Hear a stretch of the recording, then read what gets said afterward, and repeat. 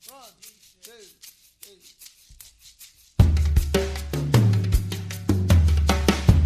itu maka dimulai dari polsek. Oleh sebab itu tulisan ini harus diberikan kepada pemangku polsek, diberikan secara khusus kepada Polsek. Nah, ini menjadi kado kenangan kita 17 tahun UNSA. Kita resmi mungkin nanti memberikan ini sebagai sebuah gambaran bahwa ini loh ada persoalan di local governance kita. Untuk kita bisa tuntaskan, maybe 5 years, maybe 10 years, itu adalah pilihan. Yang jelas kita sudah memberikan kontribusi, pemikir-pemikir muda kita dengan pembedah-pembedah yang muda juga, moderatornya muda juga, pesertanya juga muda-muda. Nanti kita goyang dumbang kalau ini sudah berhasil. Kira-kira itu. Terima kasih. Assalamualaikum warahmatullahi wabarakatuh. Itu adalah outputnya, outcome dari proses-proses perjalanan pembangunan yang memang memakai sistem demokrasi yang kita kenal dewasa ini. Jadi sebagai bentuk, kalau mungkin dalam bahasa yang berbeda mungkin yang kita coba tampilkan di sini. Sebetulnya di dalam kamus istilah-istilah dharma itu ada negara, ada istilah negara dalam istilah dharma. Beda dengan memang filsafat Jainisme di India itu memang istilah negara. Tetapi kalau kita lihat lagi di kamus istilah dharma itu ada negara. Negara itu artinya keabadian, abadi. Jadi yang kami maksud dengan keabadian itu bahwa kenapa semakin ada misalnya KPK, korupsinya semakin banyak gitu.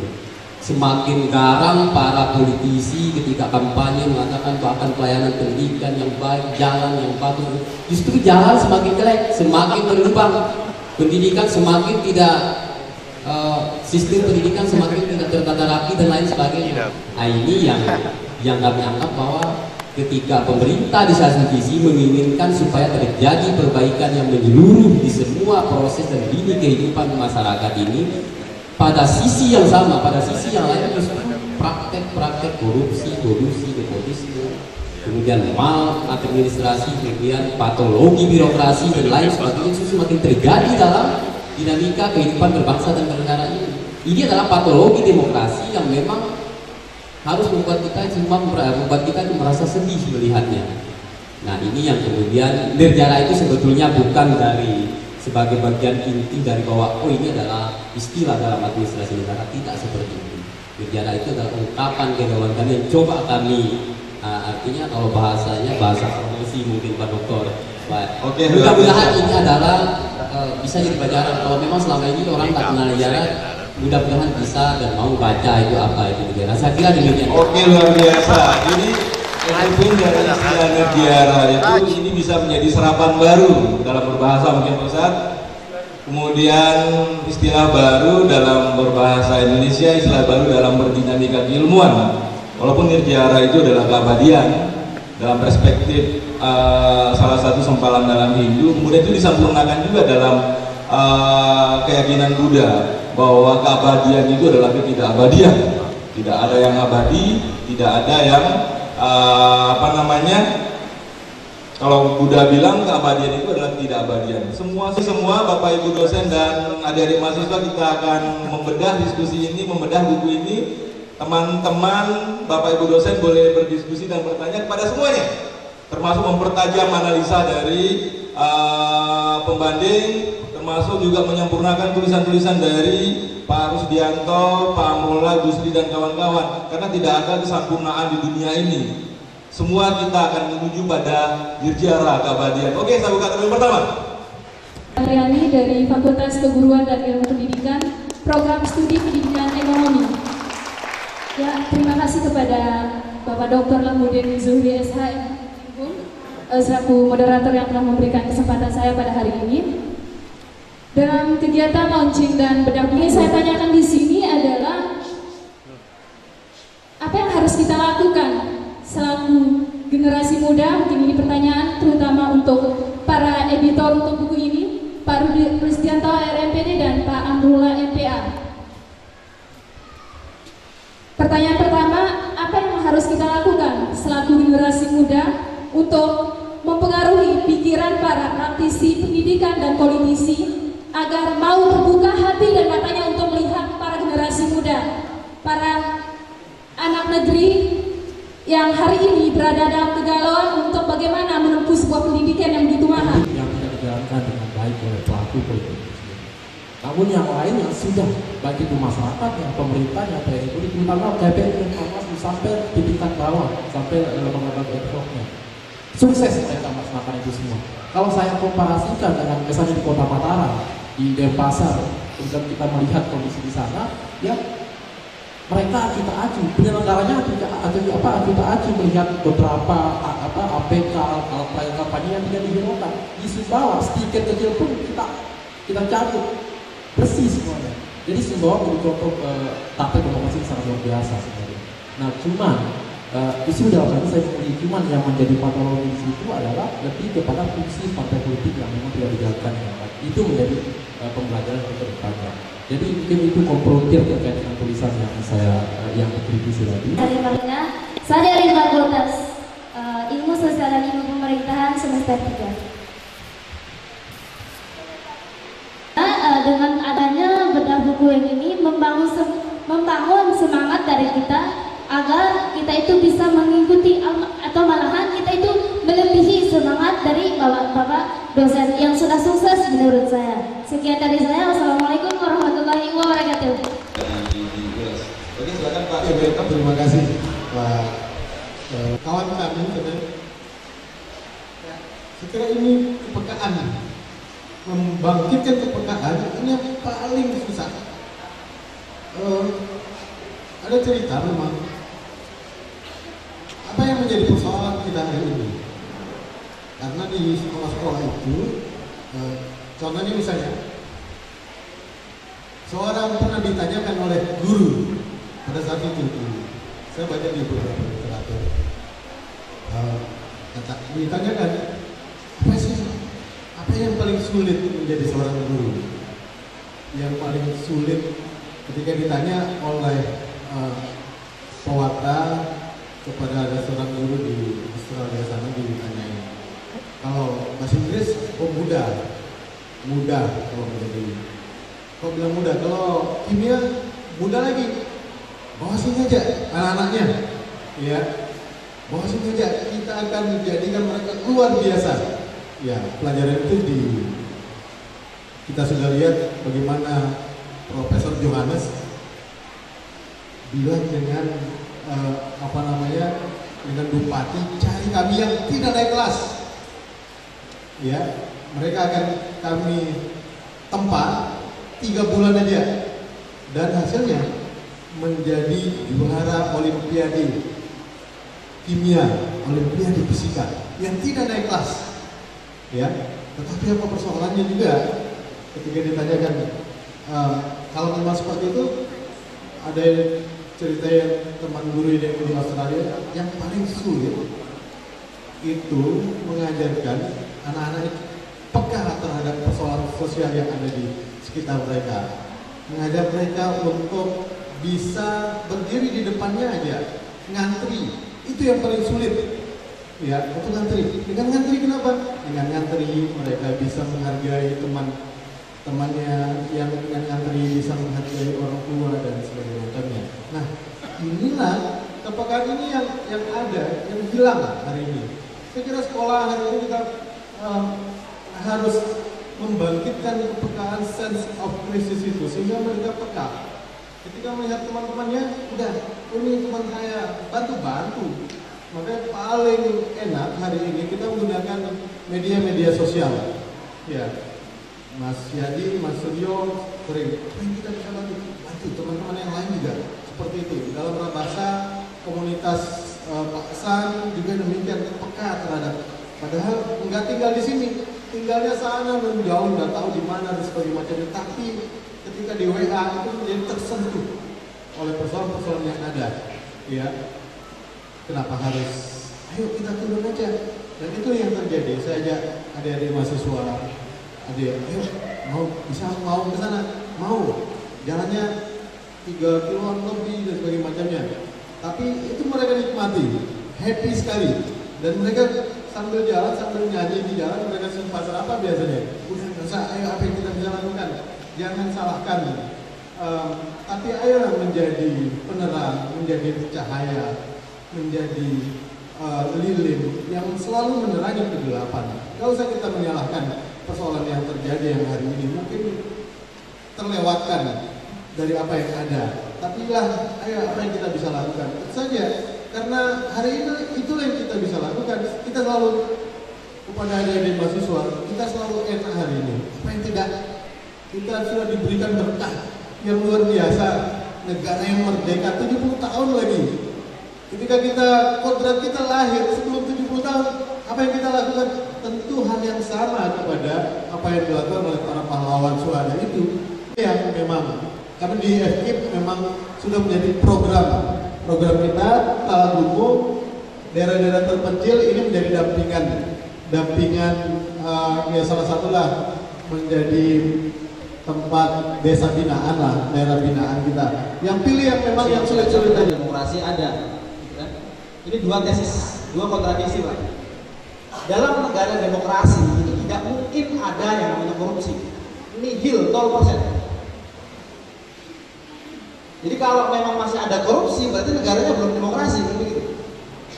Di dalam negara demokrasi, semua pejabat negara dan siapapun itu bekerja layaknya di dalam sebuah akuarium. Semua orang bisa melihat apapun, kemanapun tangannya, tidak ada tangan di bawah meja. Kalau di masa otoriter kan kita nggak pernah tahu dapur pemerintah seperti apa. Tapi karena kita sudah demokrasi pasca 98, maka tidak mungkin ada yang namanya korupsi, dan begitu. Semua orang bekerja di dalam akuarium yang terbuka, telanjang bulat semua orang bekerja. Tidak mungkin ada amplop yang tidak terlihat di dalam kantong.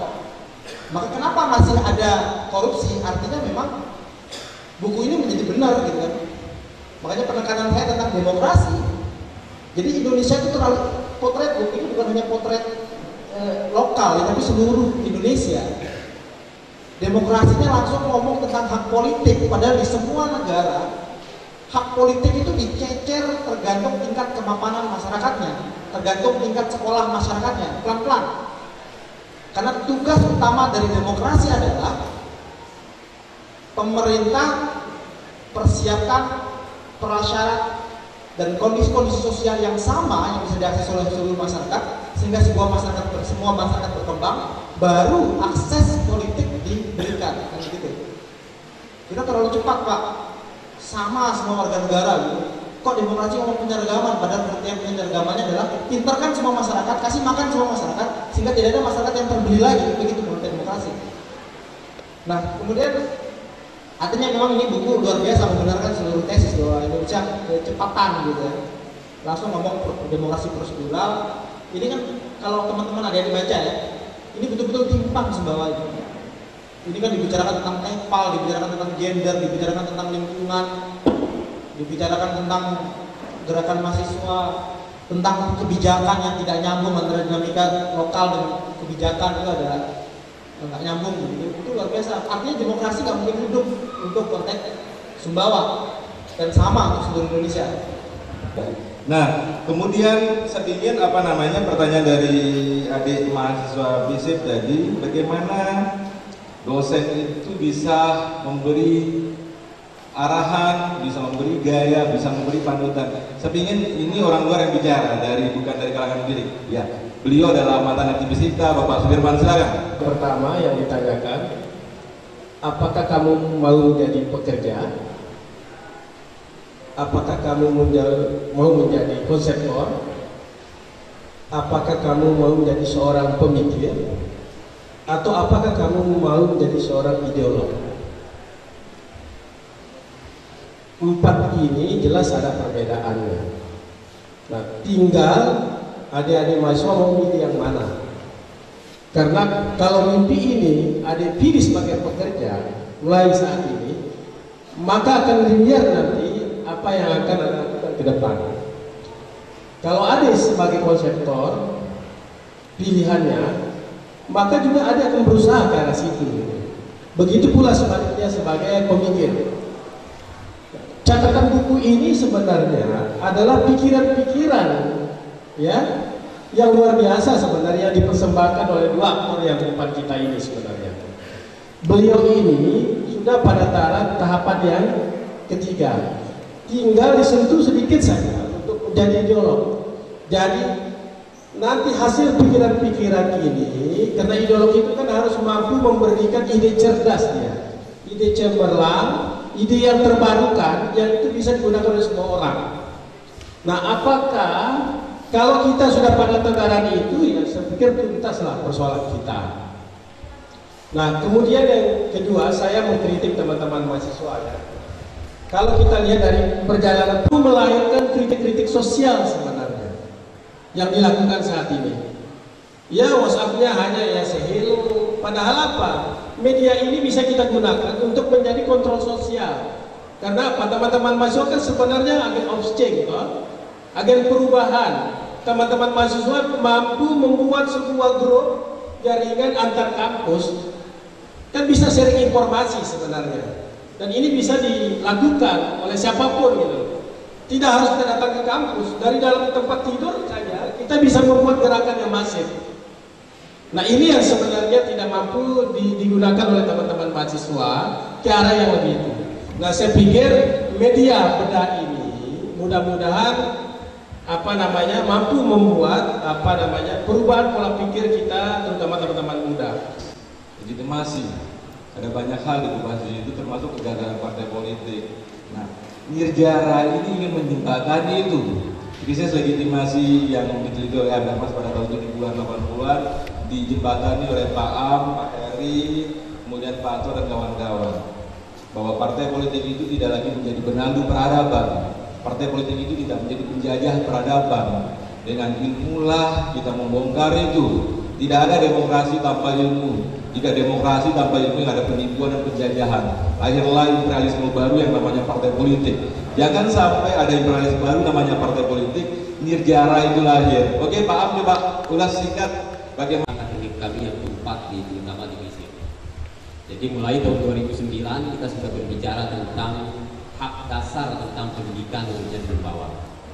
Kemudian lahir buku, kemudian 2011 lagi lahir cetakan pertama Mosaik ini dengan Mas Anto dan Pak Lid juga. Sampai sekarang saya belum tahu di mana posisinya Pak Lid ini. Nah, kemudian yang ketiga kemarin studi sejarah oral story tentang sejarah komunitas dulu yang kami tulis juga dengan tim juga yang sudah kita bedah tahun 2013 kemarin bersama dengan teman-teman dari Universitas Indonesia. Dan sebetulnya sebenarnya ini proyek yang kelima. Proyek yang keempat sempat tertunda tahun kemarin. Jadi tentang kajian sosioantropologis yang mudah-mudahan kami akan datang ke beliau nanti Pak Dr. San sebagai sosiolog ya, yang mungkin lebih banyak paham tentang itu.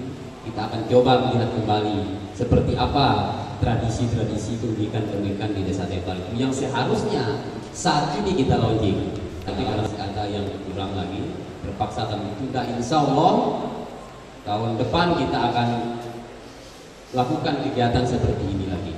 Nah, kemudian yang berkaitan dengan tadi ya, Pak Doktor, berkaitan dengan masalah kebijakan itu. Yang jelas berbicara tentang polse, banyak sekali hari ini kita memang dikenal dengan era good governance katanya. Tapi memang secara akademik, dalam ranah-ranah akademik, good governance itu sudah mulai pelan-pelan ditinggalkan pelan-pelan. Tetapi ngomong prakteknya, good governance itu kadang-kadang belum selesai juga. Cuma secara akademik loncat lagi, dia lebih dulu terbang ketimbang praktek penerapan prinsip-prinsip praktek good governance. Ada yang dikenal dengan sound governance, itu pemerintahan yang yang harus ada memperhatikan ada beberapa aktor-aktor penting yang sebetulnya dilupakan oleh negara selama ini. Aktor itu adalah international aktor internasional yang justru yang membuat praktek-praktek demokrasi, praktek-praktek kebijakan selalu intervensi oleh kepentingan politik, kepentingan kemudahan, itu karena kehadiran aktor-aktor internasional. Sehingga banyak hal yang kemudian membuat orang itu semakin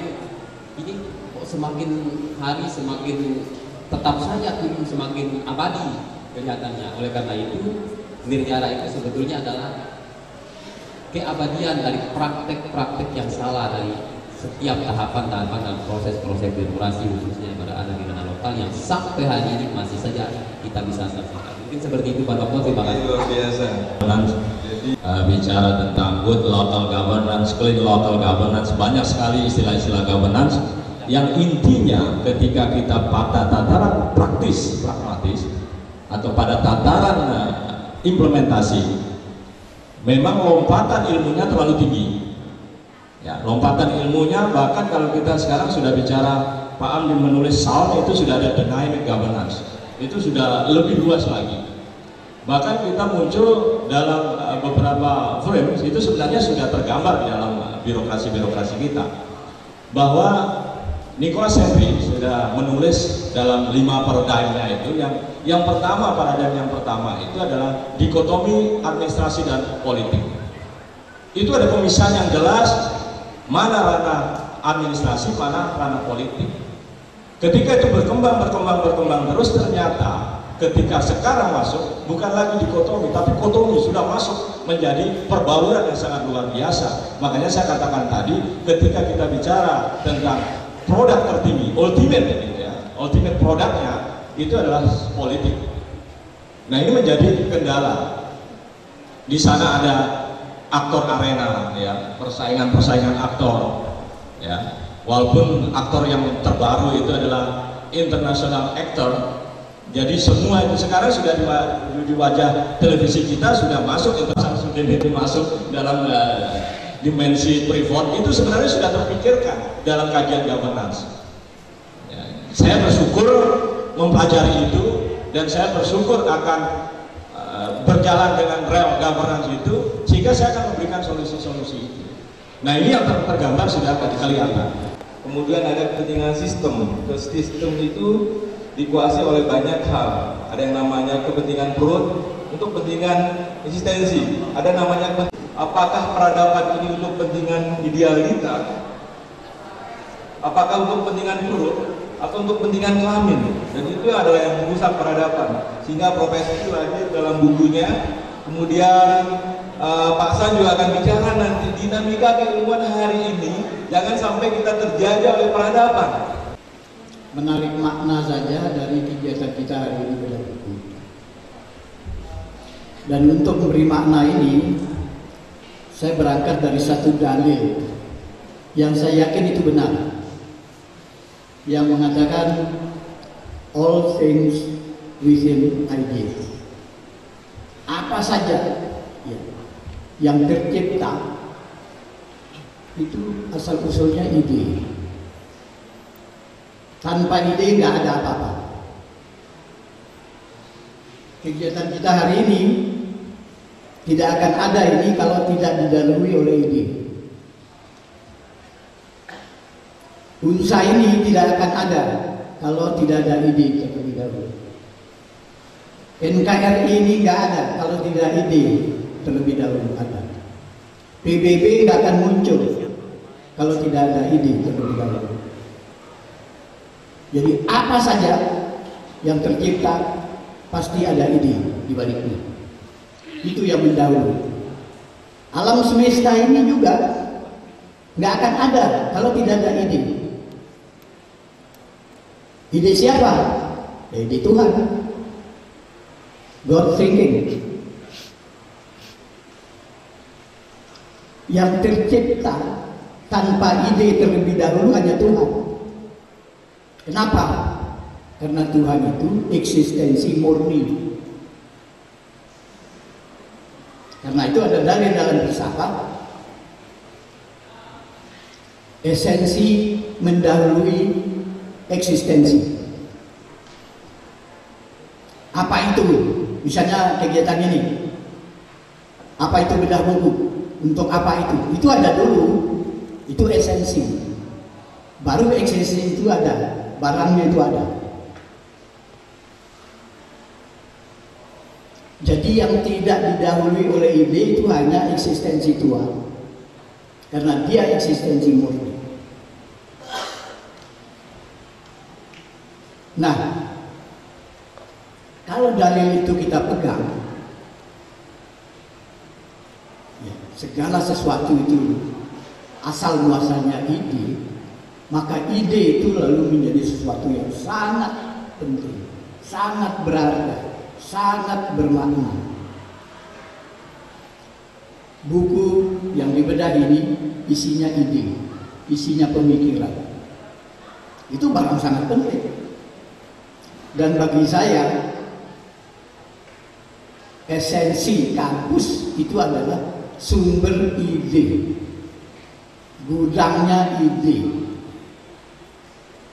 Ide-ide tentang pencerahan, ide-ide tentang pencerdasan, ide-ide tentang pemberdayaan, ide-ide tentang demokrasi, dan segala macam. Karena itu mestinya kampuslah yang menjadi lokomotif perubahan, karena dia sumbernya ide. Tepuk tangan dong untuk Unsa.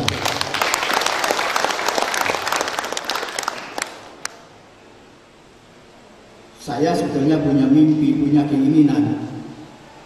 Unsa ini betul-betul ya, penawar ya, ide-ide besar ya, untuk Sumbawa, untuk kemajuan Sumbawa.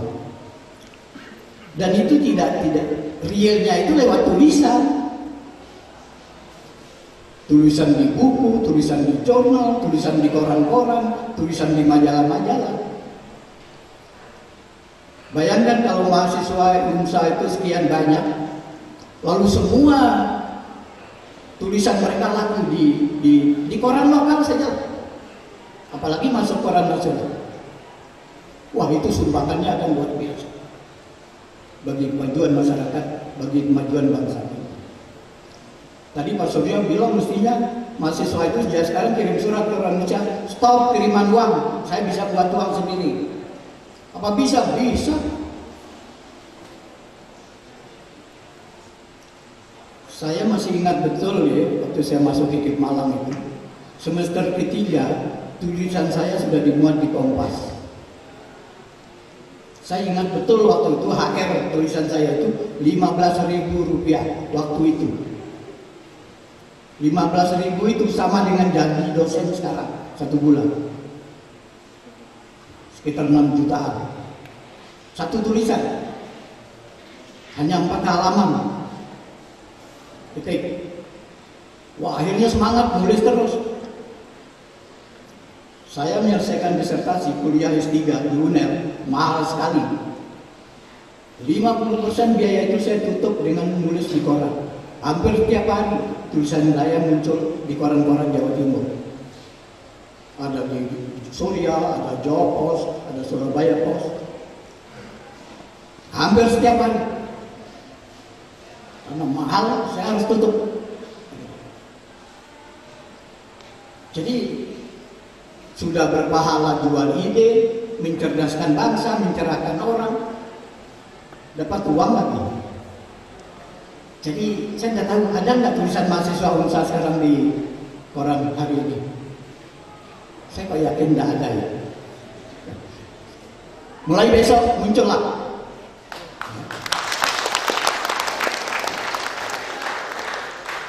Syukur masuk koran nasional, Kompas.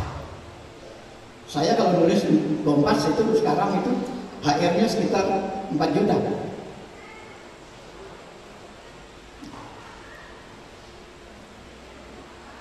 Enak betul sebenarnya dapat duit kalau mampu nulis. Jadi tempatkan peristiwa ini sebagai contoh bahwa kita bisa membangun ide, memperkaya ide yang tentu saja berguna dan bermanfaat. Kalau semua dosen bisa begitu, semua mahasiswa juga begitu, kita main sulap merubah Sumbawa. Karena dengan ide lah pencerahan itu terjadi. Karena dengan ide lah pencerdasan itu terjadi. Dan itu dibutuhkan oleh masyarakat kita. Pencerahan, pencerdasan. Kalau bisa setiap 3 bulan ada bedah buku seperti ini. Kalau bisa setiap bulan ada buku yang keluar. Kalau bisa setiap hari ada tulisan mahasiswa di koran-koran.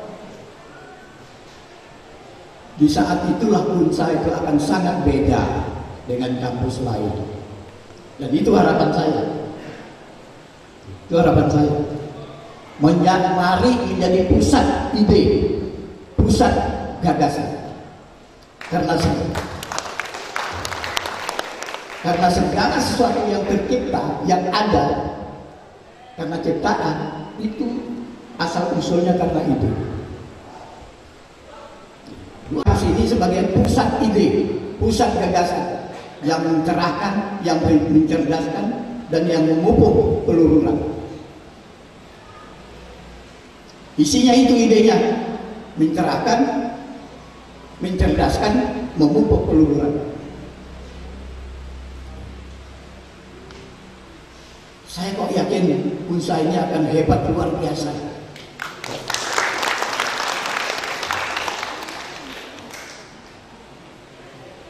Nggak usah ribut dengan UTS Pak Rektor, ya. Nggak usah dirayakan itu, ya. Kalau ini bisa kita majukan menjadi pusat ide, pusat gagasan, kampus mana saja kita bisa lewati, lampaui. Tapi ini yang menjadi kekurangan kita selama ini. Budaya baca dan tulis itu masih sangat bermasalah. Lah kalau dengan peristiwa ini kita bangun kesepakatan, kita bangun komitmen, bismillah, ya, mulai ke arah itu, bangun forum-forum diskusi. Ya. Kalau perlu ada buat kelompok-kelompok gitu ya, yang sesuai dengan minat rakyat. Karena itu sekonkret saya sebetulnya tingkat prodi itu harus digalakkan betul. Mungkin karya bersama begini ya tingkat prodi aja, sehingga jelas ini fokusnya ke sini. Kalau semua prodi itu dia, lalu nanti rektor beri insentif, setiap buku keluar beri insentif, termasuk mahasiswa di Universitas Muhammadiyah Malang. Entah dosen, entah mahasiswa, kalau tulisannya dimuat di mana saja, kirim itu akan diganti, dibayar. Ini intensif untuk membangun tradisi, untuk membangun. Jadi saya hanya memetik makna saja. Apa yang bisa kita menaik dari kegiatan ini? Mulai sekarang mari kita bangun pemikiran bahwa kampus ini pusat ide, pusat gagasan. Karena itu sebetulnya dari sinilah cahaya yang terang yang akan merubah keadaan. Saya malah berpikir begini, pengabdian masyarakat untuk kaumnya dosen, kalau bisa dibatasi hanya nulis, kalau nggak nulis nggak ada pengabdian masyarakat. Kita kaum intelektual, ahli tentang sesuatu. Apa pengabdian kita kepada masyarakat? Tulisan tentang kepakaran kita. Jadi kerja bakti di kampung-kampung jangan masukkan itu, bukan pengabdian itu. Pengabdian tukang beca itu. Pengabdian dosen nulis di jurnal, di koran nggak apa-apa. Nulis buku. Nah, itu amal soleh. Hitungannya di surga itu, ya, di akhirat itu. Tapi untuk di kampus itu tidak masuk pengabdian masyarakat itu. Kalau berani begitu, kampus ini luar biasa. Akan ada tradisi baru yang barangkali akan ditolak oleh kampus-kampus besar. Nah, ini sepakat nggak memulai hal seperti itu?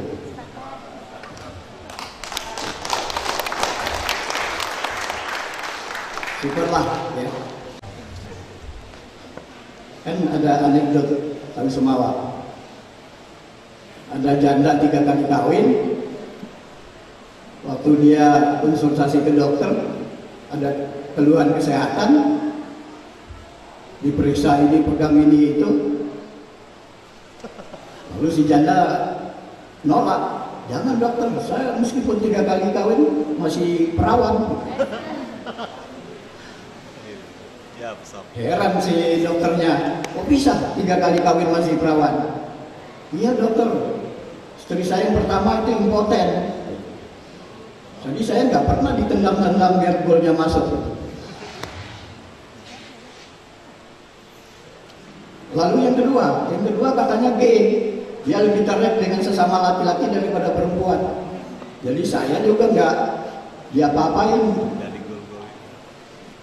Lalu suami yang ketiga siapa? Ketua partai.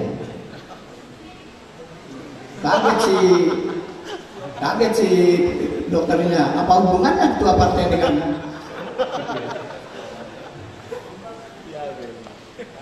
Gini dokter, sebagai ketua partai itu dia janji terus dokter, tapi nggak pernah.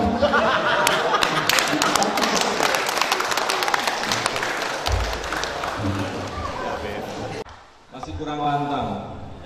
Siap dipandu oleh profesi membangun perubahan. Oke, terima kasih. Itu janji kita untuk perubahan Sumbawa, untuk perubahan Indonesia. Akhir kata dari saya, bila itu berdaya. Wassalamualaikum warahmatullahi wabarakatuh. Baik, saya kembalikan kepada panitia. Silakan.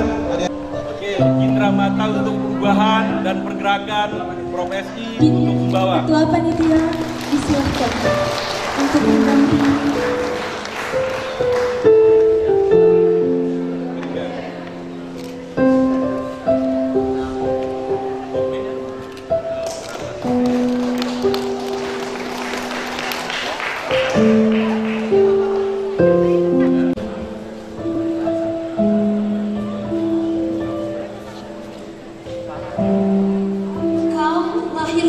Petir melepas semilir,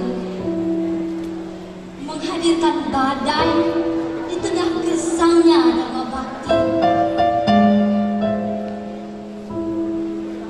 Untuk mencoba mengabdi demi petanya muda-mudi, manis, lembut, suka, senang, muda, semuanya ikut menjadi bumbu penyejuk hati. Meski keras, duka, sakit, sulit, susah pun seolah-olah menjadi menu sehari-hari selama kau mengabdi. Beruntunglah ketabahan, kesabaran, keuletan, dan kebesaran hati, dilengkapi doa suci untuk ilahi Robbi.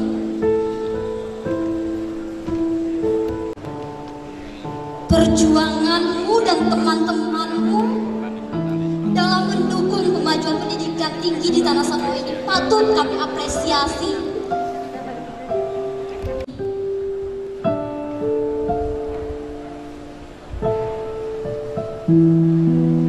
Kini sudah 32 tahun mengabdi untuk majunya pendidikan tinggi. Wajar pengabdian itu oleh negara dihargai dan oleh kami di sini.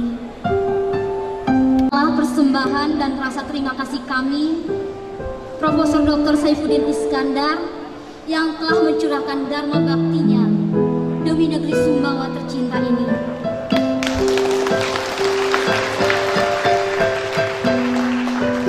Semoga Tuhan selalu meridhoi.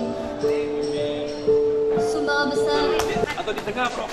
Ya, di tengah aja, di tengah. Bentar.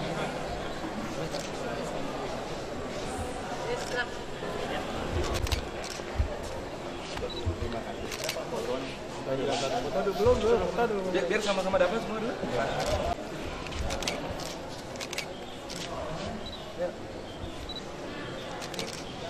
Ini salah satu kegiatan menyambut Dies Wisuda UNSA ke-17.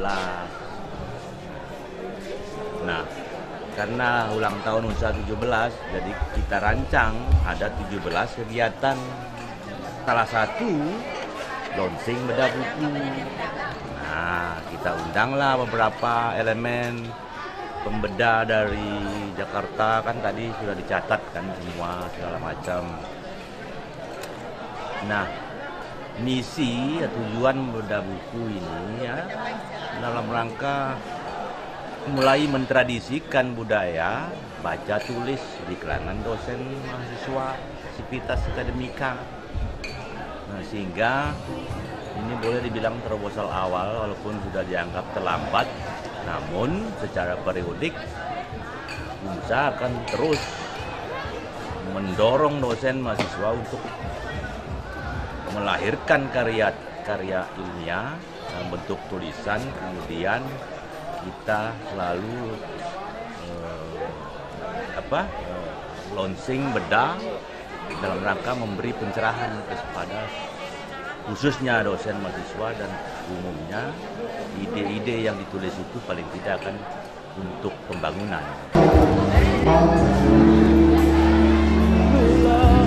Kalau dirimu mau